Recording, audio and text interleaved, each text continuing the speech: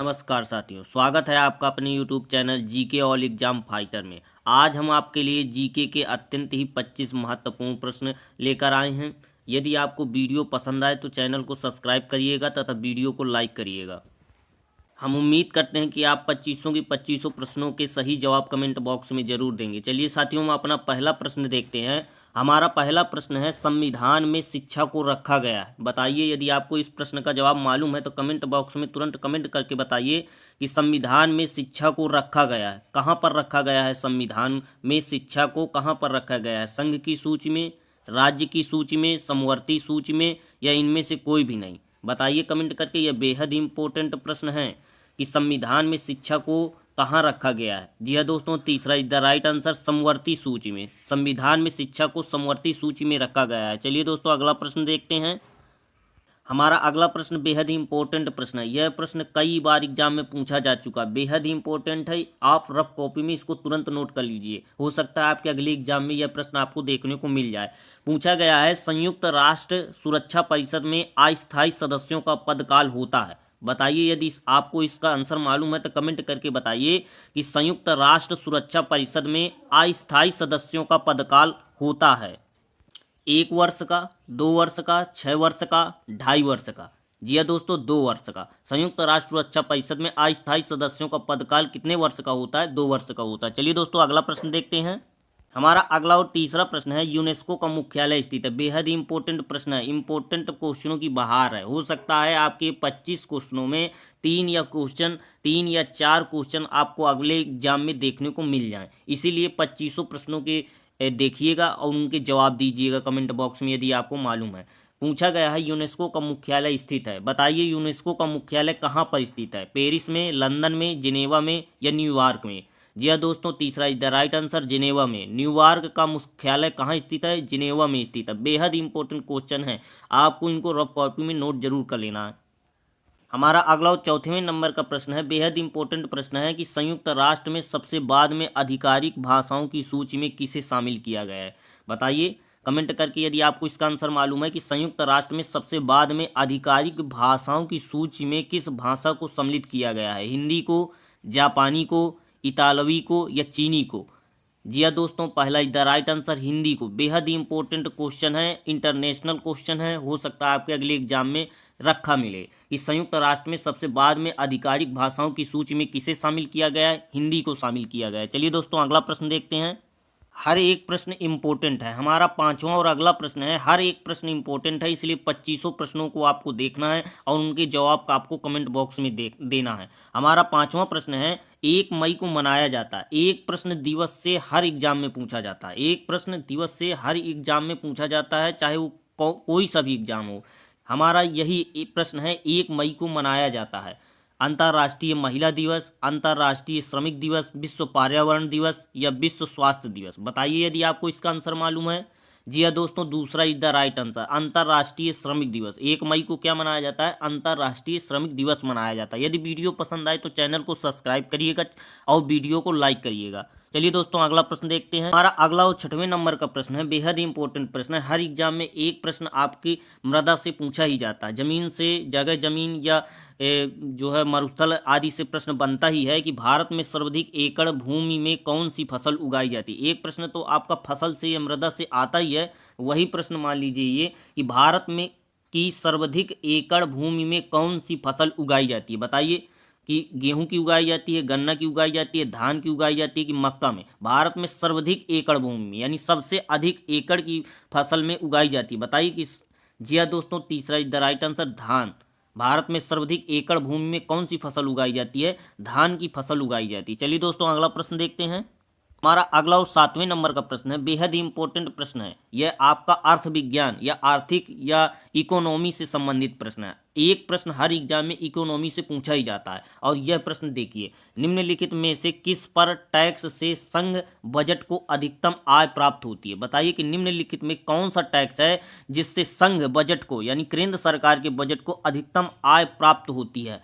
आयकर, custom duty, excise duty, या corporate कर? बताइए कि निम्नलिखित में से कौन सा कर है? ये जो 4 कर दिए गए इनमें से कौन सा कर है जिसमें संघ बजट को, यानी केंद्र सरकार के बजट को अधिकतम आय प्राप्त होती है? जी हाँ दोस्तों, तीसरा is the right answer, excise duty.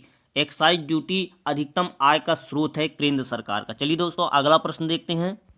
हमारा अगला और आठवां प्रश्न है, ये भी हमारा अर्थ विज्ञान से ही या इकोनॉमी से संबंधित ही प्रश्न है कि पंचवर्षीय योजना की ड्राफ्ट रूपरेखा का अनुमोदन कौन करता है। बताइए, यदि आपको इस प्रश्न का मालूम है आंसर, कमेंट बॉक्स में तुरंत कमेंट करके बताइए कि पंचवर्षीय योजना की ड्राफ्ट रूपरेखा का अनुमोदन कौन करता है। वित्त आयोग करता है, योजना आयोग करता है, राष्ट्रीय विकास परिषद करता है या वित्त मंत्रालय करता है। जी हाँ दोस्तों, तीसरा इज द राइट आंसर, राष्ट्रीय विकास परिषद करता है। पंचवर्षीय योजना की ड्राफ्ट रूपरेखा का अनुमोदन कौन करता है, हमारा राष्ट्रीय विकास परिषद करता है। चलिए दोस्तों अगला प्रश्न देखते हैं। हमारा अगला और 9वें नंबर का प्रश्न, यह प्रश्न एग्जाम में कई बार पूछा जा चुका है। भले ही एग्जाम का वो बदल जाए, यह एग्जाम बदल जाता है, कभी यूपी पुलिस में, कभी रेलवे में, या कभी लेखपाल में, या कभी वीडियो के एग्ज़ाम में, तो हमारा एग्ज़ाम तो बदल जाता है, लेकिन ये प्रश्न हमेशा आपको एग्ज़ाम में रखा मिलेगा कि 1 रुपये के नोट किसके हस्ताक्षर होते हैं। बताइए कि 1 रुपये के नोट में किसके हस्ताक्षर होते हैं। यदि आपको मालूम है, 2500 के प्रश्नों के सही जवाब आपको देने हैं कमेंट बॉक्स में। 1 रुपये के नोट में किसके हस्ताक्षर होते हैं, वित्त सचिव के, रिजर्व बैंक इंडिया के गवर्नर के, वित्त मंत्री के या उप वित्त मंत्री के। हर एक प्रश्न का जवाब आपको देना है कमेंट बॉक्स में। जी हाँ दोस्तों, पहला इज द राइट आंसर, वित्त सचिव के।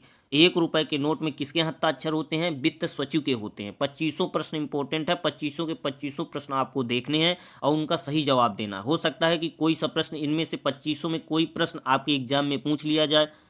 चलिए दोस्तों अगला प्रश्न देखते हैं। हमारा अगला 10वें नंबर का प्रश्न है, उत्तर प्रदेश में सबसे कौन सा प्राचीन विश्वविद्यालय। ये देखिए, हमने कहा था ना कि बेहद इंपॉर्टेंट प्रश्नों की बहार चल रही है। आपको बताना है 10वें प्रश्न में कि उत्तर प्रदेश में कौन सा प्राचीन विश्वविद्यालय। बताइए कौन सा सबसे प्राचीन विश्वविद्यालय। साहू जी महाराज विश्वविद्यालय कानपुर, भीमराव अंबेडकर विश्वविद्यालय आगरा, या लखनऊ विश्वविद्यालय लखनऊ, या इलाहाबाद विश्वविद्यालय इलाहाबाद। उत्तर प्रदेश में, उत्तर प्रदेश के बारे में पूछा गया है कि कौन सा सबसे प्राचीन विश्वविद्यालय। जी हाँ दोस्तों, पहला इज द राइट आंसर, बेहद इंपॉर्टेंट प्रश्न है, इसको आप नोट कर लीजिएगा। साहू जी महाराज विश्वविद्यालय कानपुर उत्तर प्रदेश का सबसे प्राचीन विश्वविद्यालय है। चलिए दोस्तों अगला प्रश्न देखते हैं। हमारा अगला प्रश्न है 11वें नंबर का, विश्वविख्यात रॉक गार्डन कहाँ स्थित है। जी हाँ दोस्तों, विश्वविख्यात रॉक गार्डन कहाँ स्थित है। यदि आपको इस प्रश्न का आंसर मालूम है तो कमेंट बॉक्स में कमेंट करिएगा। हमारा 11वां प्रश्न है, विश्वविख्यात रॉक गार्डन कहाँ स्थित है। कोलकाता में, जयपुर में, चंडीगढ़ में या बेंगलोर में। जी हाँ दोस्तों, तीसरा इज द राइट आंसर, विश्वविख्यात रॉक गार्डन हमारा चंडीगढ़ में स्थित है। यदि वीडियो पसंद आए तो चैनल को सब्सक्राइब करिएगा ताकि ऐसे ही मज़ेदार वीडियो आपको बार बार मिलते रहें, और इस वीडियो को आप लाइक करिएगा। चलिए दोस्तों अगला प्रश्न देखते हैं। हमारा अगला और 12वें नंबर का प्रश्न है, राष्ट्रीय तेल एवं प्राकृतिक गैस आयोग का मुख्यालय कहाँ स्थित है। बेहद इंपॉर्टेंट प्रश्न है, कई बार एग्जाम में पूछा गया है कि राष्ट्रीय तेल एवं प्राकृतिक गैस आयोग का मुख्यालय कहाँ है। कई बार मुख्यालय से प्रश्न बनते हैं, हो सकता है अगली बार यही प्रश्न आपके एग्जाम में पूछा जाए कि राष्ट्रीय तेल एवं प्राकृतिक गैस आयोग का मुख्यालय कहाँ स्थित है। नई दिल्ली में, देहरादून में, डिगबोई में या ग्वालियर में। जी हाँ दोस्तों, दूसरा is the right answer, Dehradun में। राष्ट्रीय तेल एवं प्राकृतिक गैस आयोग का मुख्यालय कहाँ स्थित है, देहरादून में स्थित है। चलिए दोस्तों अगला प्रश्न देखते हैं। हमारा अगला और 13वें नंबर का प्रश्न है, परमाणु परीक्षण का स्थल पोखरण किस राज्य में स्थित है। बेहद इंपॉर्टेंट प्रश्न है। जितने भी परमाणु परीक्षण होते हैं हमारे ज़्यादातर वो राजस्थान में ही किए जाते हैं, क्योंकि राजस्थान का जो इलाका है बारूद है या मरुस्थली है, बालू ही बालू है वहाँ पर, तो किसी प्रकार की मृदा में खतरा होने का चांस कम हो जाता है कि हमारी ज़मीन बंजर हो जाएगी या भूमि को या मृदा को नुकसान होगा, क्योंकि वहाँ पर तो वैसे भी बंजर है, बालू है। इसलिए जितने भी परमाणु परीक्षण किए जाते हैं ज़्यादातर उनके चांस जो है हमारे गुजरात या राजस्थान में ही होते हैं। परमाणु परीक्षण का स्थल पोखरण किस राज्य में स्थित है। हरियाणा में, राजस्थान में, मध्य प्रदेश में या जम्मू कश्मीर में। जी हाँ दोस्तों, राजस्थान में। इसका कारण इसलिए क्योंकि वहाँ की जो मृदा है वो बालुई है, ज़्यादातर आपको मरुस्थल ही देखने को मिलेंगे। इसीलिए परमाणु परीक्षण के लिए पोखरण किस राज्य में स्थित है, राजस्थान में स्थित है। चलिए दोस्तों अगला प्रश्न देखते हैं। बेहद इंपॉर्टेंट प्रश्न है हमारा, 14वें नंबर का प्रश्न है कि कौन सा राज्य लोक नृत्य गरबा से संबंधित है। एक प्रश्न आपका राज्य या राष्ट्रीय लोक नृत्य से पूछा ही जाता है कि बताइए ऐसी लोक कला कहाँ की है। तो वही प्रश्न ये पूछा गया है कि कौन सा राज्य लोक नृत्य गरबा से संबंधित है। आपको बताना है कि गरबा कहाँ का लोक नृत्य है, गुजरात का है, राजस्थान का है, महाराष्ट्र का है या पंजाब का है। जी हाँ दोस्तों, गुजरात का। निम्नलिखित में से लोक नृत्य गरबा कहाँ से संबंधित है? गुजरात से संबंधित है। चलिए दोस्तों अगला प्रश्न देखते हैं। हमारा अगला और 15वें नंबर का प्रश्न है, बेहद ही इंपॉर्टेंट प्रश्न है। एक प्रश्न आपके हर एग्जाम में संविधान से पूछा ही जाता है और यही प्रश्न हम आपको उठाकर संविधान से लेकर लाए हैं। ये 25 के 25 प्रश्न हर एक टॉपिक से लेकर लाया गया है, इसलिए ये वीडियो आपको बेहद ही इंपॉर्टेंट बन जाता है। इसलिए आपको ये वीडियो जरूर देखना है। यदि आपको किसी प्रश्न में डाउट है तो आप कमेंट करके पूछ सकते हैं और हर प्रश्न का जवाब भी आपको कमेंट बॉक्स में देना है। यदि आपको वीडियो पसंद आए तो चैनल को सब्सक्राइब करिएगा, वीडियो को लाइक करिएगा। हमारा यही प्रश्न है संविधान से कि 97वें संविधान संशोधन का विषय है। बताइए यदि आपको इस प्रश्न का मालूम है आंसर, कि 97वें संविधान संशोधन का विषय है प्रारंभिक शिक्षा, उपराष्ट्रपति की शक्तियां, निर्वाचन आयोग की शक्तियां या दल बदल विधेयक। 97वें संविधान संशोधन का विषय, जो हमारा 97वें संविधान संशोधन हुआ था उसका विषय क्या था, यानी किसके बारे में संशोधन किया गया था? जी दोस्तों, चौथा इज द राइट आंसर, दल बदल विधेयक। चलिए दोस्तों अगला प्रश्न देखते हैं। हमारा अगला और 16वें नंबर का प्रश्न है कि निम्नलिखित में से कौन सा 4 वेदों में सम्मिलित नहीं है? बताइए दोस्तों यदि आपको इसका आंसर मालूम है कि निम्नलिखित में से कौन सा 4 वेदों में शामिल नहीं है? ऋग्वेद, सामवेद, अथर्ववेद या आयुर्वेद। जी हाँ दोस्तों, चौथा is the right answer, Ayurveda. हमारा 4 वेदों में आयुर्वेद सम्मिलित नहीं है। चलिए दोस्तों अगला प्रश्न देखते हैं। हमारा अगला और 17वें नंबर का प्रश्न बेहद इंपॉर्टेंट। यह प्रश्न एग्जाम में कई बार पूछा जा चुका है, ना जाने कितनी बार यह प्रश्न पूछा जा चुका है। इसीलिए आपसे विनती है कि इस प्रश्न को आप नोट कर लीजिए तुरंत। आप इसका स्क्रीनशॉट लेकर रख लीजिए या रफ कॉपी में नोट कर लीजिए। बेहद ही इंपॉर्टेंट प्रश्न है, कई बार एग्जाम में पूछा गया है और इसके चांस भी हैं अगले एग्जाम में आपके पूछे जाने के, कि निम्नलिखित में से कौन सा जैन धर्म से संबंधित है? त्रिपिटक, त्रिगुण, त्रिरत्न या त्रिमूर्ति। बताइए दोस्तों यदि आपको इसका आंसर मालूम है तो तुरंत कमेंट बॉक्स में कमेंट करके बताइए कि निम्नलिखित में से कौन सा जैन धर्म से संबंधित है। बेहद इंपॉर्टेंट प्रश्न है, आप इस प्रश्न को हल्के में ना लीजिएगा। जी हाँ दोस्तों, दूसरा इज द राइट आंसर, त्रिगुण। त्रिगुण हमारा जैन धर्म से संबंधित है। चलिए दोस्तों अगला प्रश्न देखते हैं। हमारा अगला प्रश्न है कि निम्नलिखित में से कौन सी सिखों की पवित्र धर्म पुस्तक है? बताइए कि इनमें से दी गई चारों पुस्तकों में से कौन सी पुस्तक सिखों की सबसे पवित्र पुस्तक है? जिस तरह हिंदुओं में जो है महाभारत, रामायण या गीता धर्म पुस्तकें होती हैं, बेहद ही पवित्र पुस्तकें मानी जाती हैं, उसी तरह सिखों की पवित्र धर्म पुस्तक है। बताइए, आदि ग्रंथ साहिब, गुरु ग्रंथ साहिब, गोविंद ग्रंथ साहिब या महाग्रंथ साहिब। जी हाँ दोस्तों, दूसरा is the right answer, Guru Granth Sahib. यह सिखों की सबसे पवित्र पुस्तक मानी जाती है। चलिए दोस्तों अगला प्रश्न देखते हैं। प्रश्न बेहद ही इंपॉर्टेंट है, कई बार ये एग्जाम में पूछा गया। आप इस प्रश्न को भी हल्के में ना लीजिए कि यार सिखों की किसी पुस्तक के बारे में पूछ लिया गया तो ये इतना इंपॉर्टेंट प्रश्न नहीं है। बेहद ही इंपॉर्टेंट प्रश्न है, कई बार एग्जाम में हमारे ऐसे ही प्रश्न पूछे जाते हैं, फिर बाद में आप लोग कहते हैं कि यार एग्जाम तो बिल्कुल IAS PCS की तरह बना, हमें तो कुछ समझ में ही नहीं आया कि कैसे प्रश्न पूछे गए। अधिकतर प्रश्न इसी तरह बनते हैं कि उसका एग्जाम में बच्चे का नॉलेज भी चेक हो जाए और प्रश्न का स्तर भी थोड़ा टफ हो जाए, तभी तो एग्जाम से लड़के हटते हैं। चलिए दोस्तों अगला प्रश्न देखते हैं। देखिए हमारा अगला ही प्रश्न है 19वें नंबर का, कि सत्यमेव जयते किस स्थान पर अंकित है? ये पूछा गया है, यह 2-3 बार एग्जाम में पूछा गया है। यह PCS, जी है दोस्तों, UP PCS में पूछा गया प्रश्न है। कई बार UP PCS में पूछा गया प्रश्न है ये, कि सत्यमेव जयते किस स्थान पर अंकित है। ये UP PCS में कई बार, 1-2 बार नहीं, कम से कम 8-10 बार पूछा गया प्रश्न है। हो सकता है आपने भी इसका आंसर मालूम हो आपको, कि राष्ट्रीय की सत्यमेव जयते किस स्थान पर अंकित है? सबसे नीचे, धर्मचक्र के ऊपर, सबसे ऊपर या शेरों के बीच में। जी हाँ दोस्तों, दूसरा इज द राइट आंसर, धर्मचक्र के ऊपर। यदि आपको कोई जवाब मालूम है तो आप कमेंट बॉक्स में जवाब का आंसर दे सकते हैं, और यदि आपको किसी प्रश्न का आंसर मालूम नहीं है तो आप हमसे कमेंट बॉक्स में पूछ भी सकते हैं। और हर प्रश्न को आप इंपॉर्टेंट समझ के हल करिएगा, क्योंकि पता नहीं कौन सा प्रश्न आपके एग्जाम में रखा मिल जाए। चलिए दोस्तों अगला प्रश्न देखते हैं। जो सीरियस होगा उसी को नौकरी मिलनी है। जो यार सोचता होगा कि यार ऐसा वैसा मिल जाएगी, ऐसा नहीं। यदि आप सीरियस होकर पढ़ाई करेंगे तो पक्का आपको नौकरी मिलेगी। मेहनत कभी जाया नहीं जाती है। चलिए दोस्तों अगला प्रश्न देखते हैं। हमारा 20वें नंबर का प्रश्न है कि भारत का राष्ट्रीय पक्षी कौन सा? यह आंसर तो सबको मालूम ही होगा, कमेंट बॉक्स में बताइए कि भारत का राष्ट्रीय पक्षी कौन सा है। जी हाँ दोस्तों, मयूर, पख्ता, कबूतर, बाज। जी हाँ दोस्तों, पहला इज द राइट आंसर, मयूर हमारा भारत का राष्ट्रीय पक्षी है। कमेंट बॉक्स में आप ये बताइए कि उत्तर प्रदेश का, जी हाँ दोस्तों, उत्तर प्रदेश का राष्ट्रीय वृक्ष कौन सा है। जी हाँ दोस्तों, राष्ट्रीय वृक्ष बताइए कि उत्तर प्रदेश का राष्ट्रीय वृक्ष कौन सा है। कमेंट बॉक्स में तुरंत कमेंट करके बताइए। चलिए दोस्तों, अगला प्रश्न देखते हैं। हमारा अगला और बेहद ही इंपॉर्टेंट प्रश्न है। यह भी प्रश्न कई बार यूपी पीसीएस में पूछा गया प्रश्न है, कम से कम 3-4 बार यह प्रश्न पूछा गया है। आजकल तो ये ट्रेंड बन गया है कि बड़े एग्जामों में पूछे गए प्रश्नों को एकदम से लो लेवल की एग्जाम में पूछ लिया जाता है। फिर बच्चे कहते हैं यार हमारे तो समझ में ही नहीं आया। अधिकतर यही हो रहा है कि जो बड़े एग्जाम में पूछे गए, कई बार पूछे गए प्रश्न हैं, जो कई बार मतलब जैसे IAS PCS में कई बार पूछा गया है, 15 से 20 बार वो प्रश्न पूछा गया है, तो वो प्रश्न वहाँ से बेकार हो जाता है और उनको उस प्रश्न को उठाकर नीचे लेवल की एग्जाम में पूछ लिया जाता है, जो नीचे एग्जाम देने वाले बच्चे के लिए बहुत टफ होता है। यह भी प्रश्न कई बार 10 से 12 बार यूपी PCS के एग्जाम में पूछा गया है कि सिंधु घाटी सभ्यता के पतन का संभावित कारण हो सकता है। बताइए यदि आपको इसका आंसर मालूम है कि सिंधु सभ्यता के पतन का संभावित कारण हो सकता है। भूमि यानी सिंधु जो सभ्यता थी उसका पतन हो गया, वो किस कारण हुआ है। भूमि की उर्वरता का घटना यह कारण है। अचानक और बार बार बाढ़ का आना यह कारण है।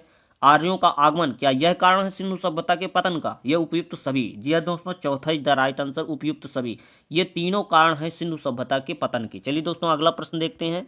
हमारा अगला और 22वें नंबर का प्रश्न बेहद ही इंपॉर्टेंट है, चरक संहिता। जी हाँ दोस्तों, कई बार बार एग्जाम में पूछा गया प्रश्न है कि चरक संहिता निम्नलिखित में से किससे संबंधित है। बताइए यदि आपको इसका आंसर मालूम है, कला से, विधि से, राज्य तंत्र से या चिकित्सा से। जी हाँ दोस्तों, चौथा इज द राइट आंसर, चिकित्सा से। चरक संहिता किससे संबंधित है, चिकित्सा से संबंधित है। चलिए दोस्तों, अगला प्रश्न देखते हैं। अगला और 23वें नंबर का प्रश्न बेहद ही इंपॉर्टेंट, कई बार एग्जाम में पूछा गया है और छात्र भ्रमित हो जाते हैं। बताइए दोस्तों कि पृथ्वी के समीप वायुमंडल का जोन या मंडल कौन सा। जो पृथ्वी के सबसे समीप का मंडल है उसको हम किस नाम से जानते हैं। जैवमंडल के नाम से, वायुमंडल के नाम से, थलमंडल के नाम से या जलमंडल के नाम से। विकल्प बेहद ही सरल है, इसलिए आप इस प्रश्न का जवाब तुरंत कमेंट बॉक्स में दे सकते हैं। नहीं, कई बार तो क्या होता है कि चारों आपके मंडलों के नाम दे दिए जाते हैं, फिर हमारा इसमें छांटना बेहद ही मुश्किल हो जाता है जिसने पढ़ा नहीं है। इसमें तो हमारे ऐसे मंडल विकल्प के रूप में दिए गए, तो आप आसानी से बता सकते हैं कि पृथ्वी के समीप वायुमंडल का जोन मंडल कौन सा है। यह दोस्तों पहला इज द राइट आंसर, जैवमंडल। पृथ्वी के समीप वायुमंडल का मंडल जोन मंडल कौन सा है, जैवमंडल है। चलिए दोस्तों, अगला प्रश्न देखते हैं। हमारा अगला प्रश्न है 24वें नंबर का कि किस नदी के मुहाने पर डेल्टा नहीं बनती। बेहद इंपॉर्टेंट प्रश्न है, आपके एग्जाम में समझिए कि यह प्रश्न पूछा ही जाने वाला है।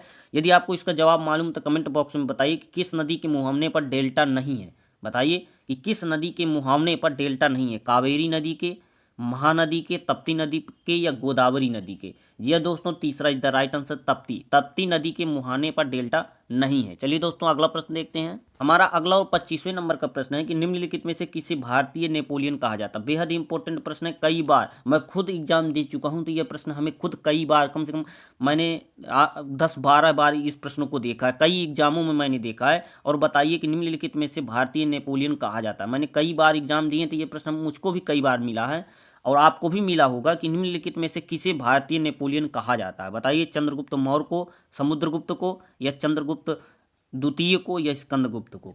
जी हाँ दोस्तों, दूसरा is the right answer, Samudragupta को। निम्नलिखित में से भारतीय नेपोलियन किसे कहा जाता है, समुद्रगुप्त को कहा जाता है। आज का हमारा वीडियो यहीं पर समाप्त होता है। यदि आपको ये वीडियो पसंद आया हो तो चैनल को सब्सक्राइब करिएगा, वीडियो को लाइक करिएगा, ताकि ऐसे ही मज़ेदार वीडियो आपको बार बार मिलते रहें।